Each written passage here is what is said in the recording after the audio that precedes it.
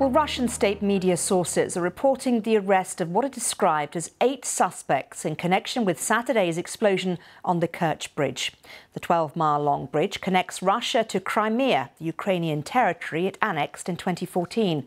Russian President Vladimir Putin personally opened the structure in 2018.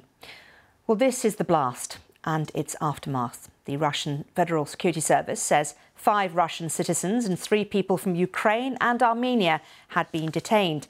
It also accuses Ukraine's main intelligence directorate of having organised the explosion. Ukraine has not admitted any involvement. Well, since the bridge explosion, there have been missile strikes in Kyiv and other cities. Prosecutors for international mobile justice teams, which include both the international and Ukrainian experts, say they are investigating the strikes as war crimes. There have been also more explosions reported on Wednesday in Kherson, Nikopol and Zaporizhzhia region.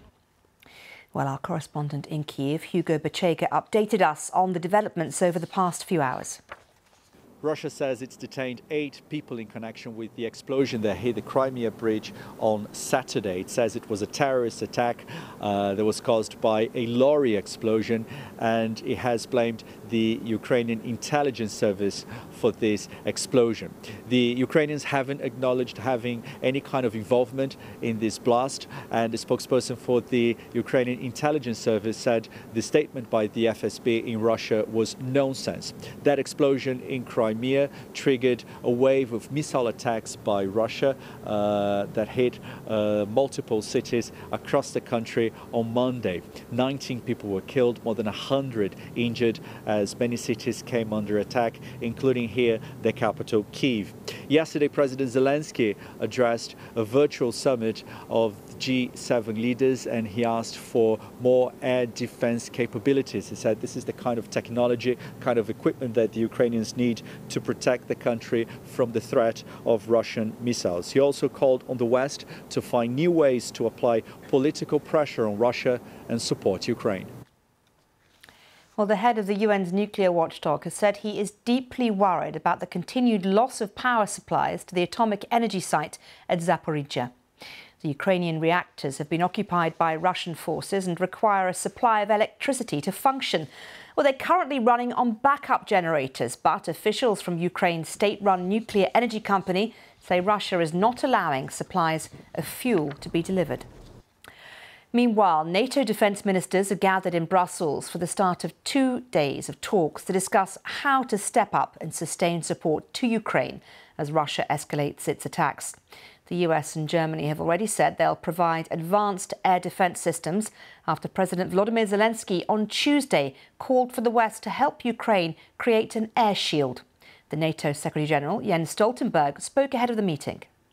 We have seen, of course, the speculations about the use of a low-yield nuclear weapon in Ukraine. And we have conveyed clearly to Russia that this will have severe consequences for Russia. Russia knows that the nuclear war cannot be won, must never be fought.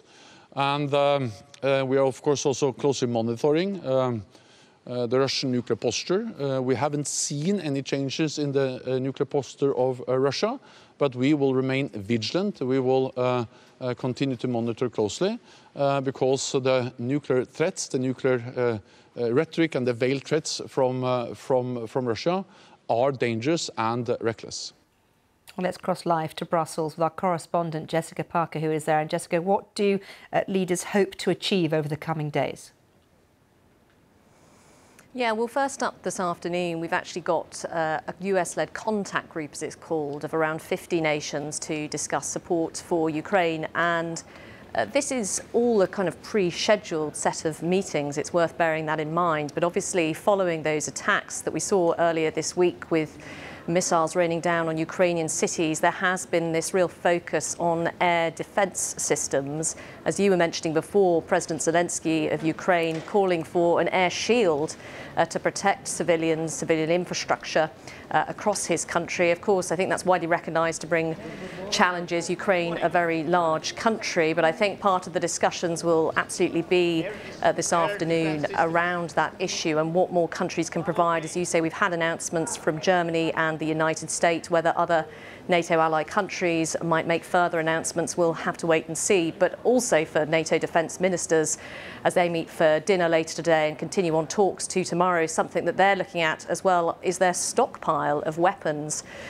So obviously a lot of resources has gone towards Ukraine. So there's a focus now on trying to increase targets and really gear the defence industry up for what is potentially a long haul in terms of this conflict. And after the Russian attacks on civilian targets over the last few days, things have become more urgent, haven't they?